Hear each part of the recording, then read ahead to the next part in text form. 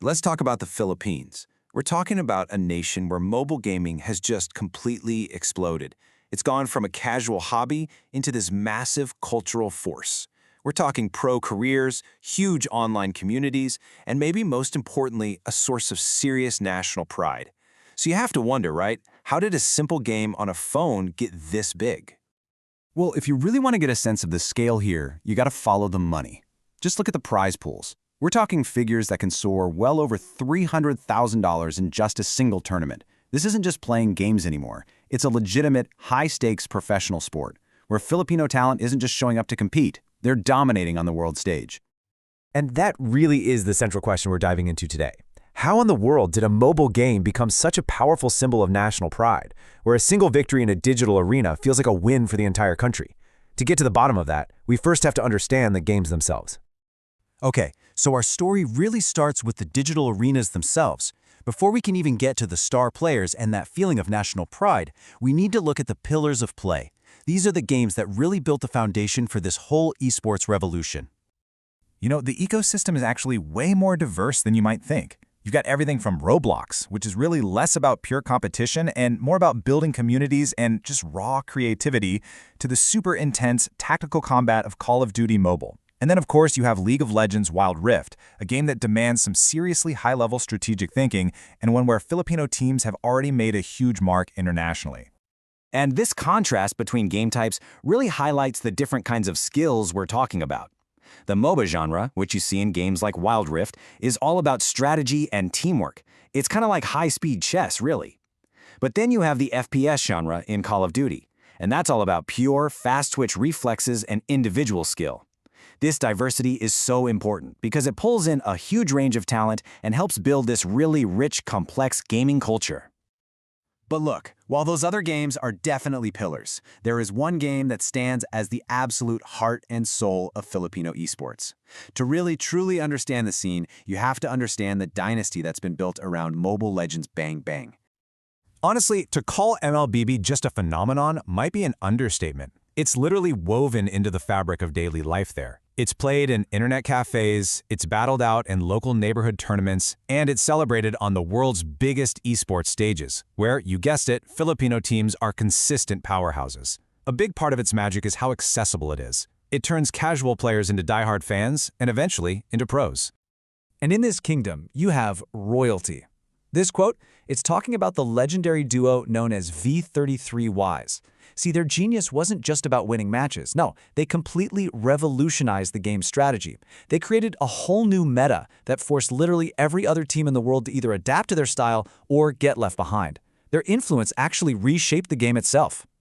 So let's break down this pantheon of absolute legends. You've got Edward, an EXP laner famous for just his raw, unstoppable dominance in his lane. Then there's KarlTzy, a two-time world champion who's celebrated as a mechanical genius in the jungler role. And of course, the V33 Wise duo. OhMyV33NUS, the strategic mastermind they call the Queen, and Wise, her flawless executor. Every single one of them a legend. But you know, dynasties don't last forever, right? You always need new blood. And this ecosystem is constantly evolving, giving rise to a whole new generation of icons who are completely redefining what it even means to be a star in this digital age. And maybe the best example of this shift is Renejay. He's an amazing former pro player who has just masterfully transitioned his skills and his huge personality into becoming a massive content creator and streamer. He's proving that influence now extends way, way beyond the tournament stage. And I mean, his growth has just been explosive. Renejay has become one of the fastest-growing gaming creators in the entire country. His high-energy, super relatable style has built this enormous community around him, and he perfectly blends that top-tier skill with pure entertainment. He's really forging a whole new path to success in this industry. Okay, so to really appreciate our next icon, it helps to understand a key role in Mobile Legends, the gold laner. Basically, their whole mission is to farm as much gold and resources as they can to become the team's absolute powerhouse in the late game. It's a super high-pressure, high-glory position that's responsible for all those spectacular, game-winning plays you see in the highlights. So this new wave of talent is just incredibly diverse. You've got Sanford, this fearless young prodigy just carrying the legacy forward. You have Renejay, the charismatic content king who's building these massive communities. And then you have Oheb, the ultimate gold laner. His flashy, clutch plays have basically set the standard for everyone else who even tries to play that role.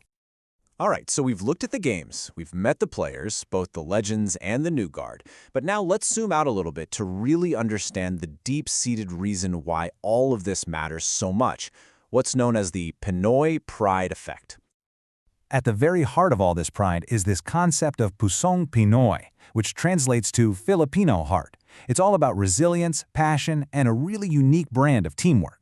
And you can actually see it in the creative, aggressive, and highly adaptable playstyles of the Filipino teams. It's a spirit that truly reflects a broader national character. And that's really the ultimate takeaway here. What started out on these little screens has become a massive source of national hope and global recognition. Every single international victory isn't just a win for one team, it's a moment of collective pride for an entire nation that sees its own spirit reflected in these digital athletes. So it kind of leaves us with this one big question, right? As these digital arenas become the new battlegrounds for international competition, how does that change our whole understanding of what national identity even is? Well, the Philippines is already providing a pretty powerful answer, one championship at a time.